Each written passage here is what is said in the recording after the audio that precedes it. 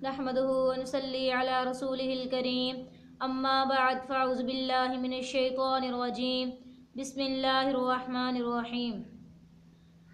رمضان المبارک اور قرآن پاک کے درمیان چند مناسبتیں ہیں جن کو آج میں آپ کے سامنے بیان کروں گی۔ سب سے پہلی مناسبت یہ ہے کہ رمضان کے حروف ہیں 5 را میم صاد الف نون، اور قرآن کے حروف ہیں 5 قاف را الف حمزہ نون۔ دوسری مناسبت یہ ہے کہ قرآن پاک رمضان المبارک میں اترا۔ اللہ رب العزت قرآن پاک میں فرماتے ہیں شہر رمضان الذی انزل فیہ القرآن، یعنی رمضان وہ مہینہ ہے جس میں قرآن پاک اتارا گیا، یعنی لوح محفوظ سے آسمان دنیا تک قرآن پاک رمضان المبارک میں اتارا گیا۔ تیسری مناسبت یہ ہے کہ قرآن پاک کے پارے ہیں 30 اور رمضان المبارک کے روزے بھی 30۔ لیکن یہاں پر ایک سوال پیدا ہوتا ہے کہ کبھی کبھار رمضان المبارک کے روزے 29 بھی ہو جاتے ہیں، تو اس کا جواب نبی پاک صلی اللہ علیہ وسلم کی حدیث مبارکہ میں ہے۔ آپ صلی اللہ علیہ وسلم نے ارشاد فرمایا کہ عید کے دونوں مہینے یعنی رمضان اور ذوالحجہ کبھی کم نہیں ہوتے۔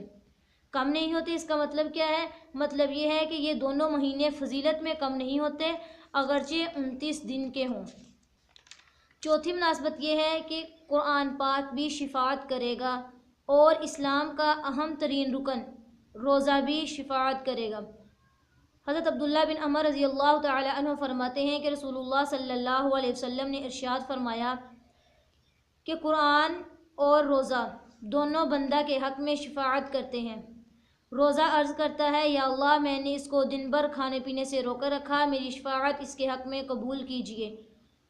اور قرآن کہتا ہے یا اللہ میں نے اس کو رات کو سونے سے روکے رکھا، میری شفاعت اس کے حق میں قبول کیجیے۔ لہٰذا دونوں کی شفاعت قبول کی جاتی ہے۔ یہ تو تھی چوتھی مناسبت۔ پانچویں مناسبت یہ ہے کہ جب رمضان المبارک کا مہینہ آتا ہے تو شیاطین قید کر دیے جاتے ہیں، اور جب قرآن پاک پڑھا جاتا ہے تو شیطان بھاگ جاتا ہے۔ حدیث مبارکہ میں آتا ہے حضرت ابو ہریرہ رضی اللہ تعالی عنہ فرماتے ہیں کہ رسول اللہ صلی اللہ علیہ وسلم نے ارشاد فرمایا کہ شیطان اس گھر سے بھاگ جاتا ہے جس گھر میں سورہ بقرہ پڑھی جاتی ہے۔ چھٹی مناسبت یہ ہے کہ حضرت جبرائیل علیہ السلام اور نبی پاک صلی اللہ علیہ وسلم رمضان المبارک میں قرآن پاک کا دور کیا کرتے تھے۔ حضرت ابن عباس رضی اللہ تعالی عنہ فرماتے ہیں کہ حضرت جبرائیل علیہ السلام جب نبی پاک صلی اللہ علیہ وسلم سے ملتے اور آپ صلی اللہ علیہ وسلم کے ساتھ قرآن پاک کا دور کیا کرتے تھے۔ ساتویں مناسبت یہ ہے کہ رمضان المبارک میں ایک رات ہے جو 1000 مہینوں سے بہتر ہے، یعنی 1000 مہینوں میں جس قدر عبادت کرنے کا ثواب ہے اس سے زیادہ اس رات میں عبادت کرنے کا ثواب ملتا ہے، اور وہ رات ہے شب قدر، لیلۃ القدر۔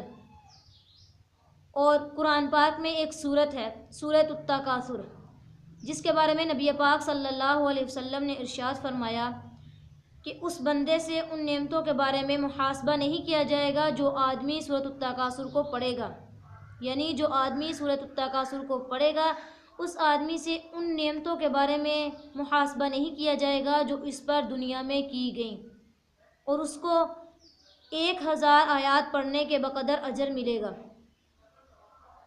آٹھویں مناسبت یہ ہے کہ قرآن پاک سب کتابوں کا سردار ہے اور رمضان المبارک تمام مہینوں کا سردار ہے۔